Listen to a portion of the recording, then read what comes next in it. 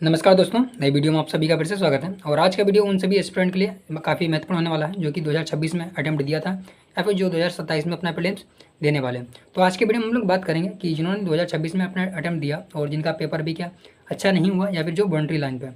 तो सबसे पहले तो बात मैं ये करूँगा, जिनका पेपर अच्छा नहीं हुआ तो वो क्या करें।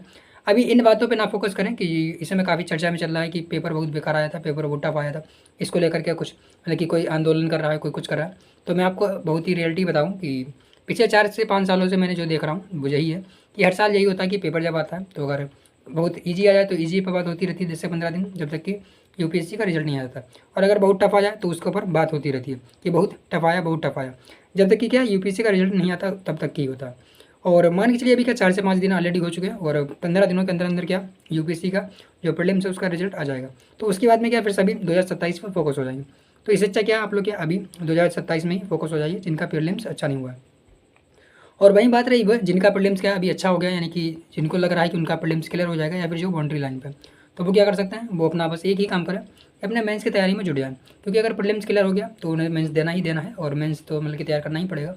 और बाई चांस जो बाउंड्री लाइन पे है और उनका अगर प्रीलिम्स नहीं क्लियर हो पाता है तो आप लोगों को पता है कि मान लिया आपका अगर प्रीलिम्स क्लियर भी नहीं हुआ तभी कि आपका जो मेंस है वो मेंस रिवीजन हो जाएगा।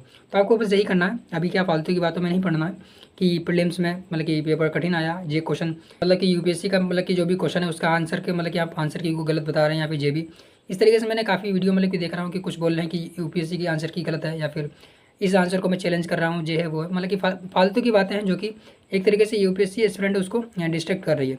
क्योंकि इस समय क्या है, टाइम काफ़ी मतलब कि एक तरीके से लिमिटेड बचा हुआ है आपके पास 2027 के प्रीलिम्स के लिए। अभी एक मतलब कि एक साल से भी कम दिन रह गए, क्योंकि आप 2027 में 23 मई को आप लोगों का क्या जो प्रीलिम्स लगा हुआ है वो एग्ज़ाम लगा हुआ है।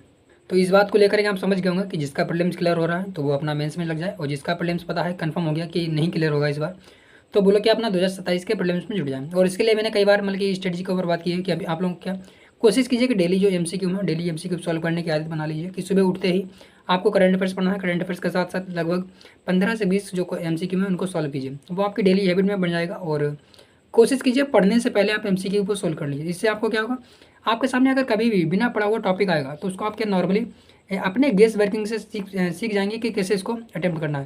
क्योंकि अगर आप पढ़ने के बाद में एमसीक्यू सॉल्व करेंगे तो नॉर्मली कोई भी एस्पिरेंट हो अगर पढ़ने के बाद एमसीक्यू सॉल्व करेगा वो तो सॉल्व कर ही देगा। परंतु मेन पॉइंट वहाँ पे आता है कि यूपीएससी में क्या होता है, लगभग मतलब कि 25 से 30 टॉपिक तो आपको पढ़े हुए, मतलब कि 25 से 30 जो क्वेश्चन आते हैं वो तो लगभग मान के चलिए आपको पढ़े हुए मिलते हैं। बाकी के 60 से 70 क्वेश्चन आपको क्या है लगभग मतलब कि शायद ही आपने पढ़े हों। उसका एक क्वेश्चन का मतलब कि पूरा एक जो कहते हैं कि स्टेटमेंट बहुत शायद आपको आता हूँ, दो आते हूँ, सारे के सारे मतलब कि स्टेटमेंट आना थोड़ा सा मतलब कि टफ पड़ जाता है। तो उस समय आपको क्या अपनी गेस ब्रेकिंग अपना जो भी एग्जिस्टिंग नॉलेज है उसका यूज़ करते हुए क्वेश्चन को सही अटेम्प्ट करने का तरीका आना चाहिए। तो वो तरीका कैसे आपको डेवलप होगा, जब आप डेली बेसिस पे एमसीक्यू को सॉल्व करेंगे। तो वही आपको क्या करना है, जो अपना जीएस उसमें करना है वही आपको अपना सीसेट उसमें भी करना है। तो मेरी तरफ से जो आपके लिए थोड़ा सा सजेशन हो सकते थे वो मैंने सोचा आपके साथ थोड़ी सी बात कर ली जाए। बाकी आप लोग क्या अगर किसी और टॉपिक पर बात करना चाहते हैं तो आप लोग क्या कमेंट बॉक्स में बता दीजिएगा, तो उस पर हम लोग क्या है बात कर लेंगे। बाकी मिलते हैं नए वीडियो में। बाकी आप लोग वीडियो को लाइक कर लीजिएगा और चैनल को सब्सक्राइब भी कर लीजिए।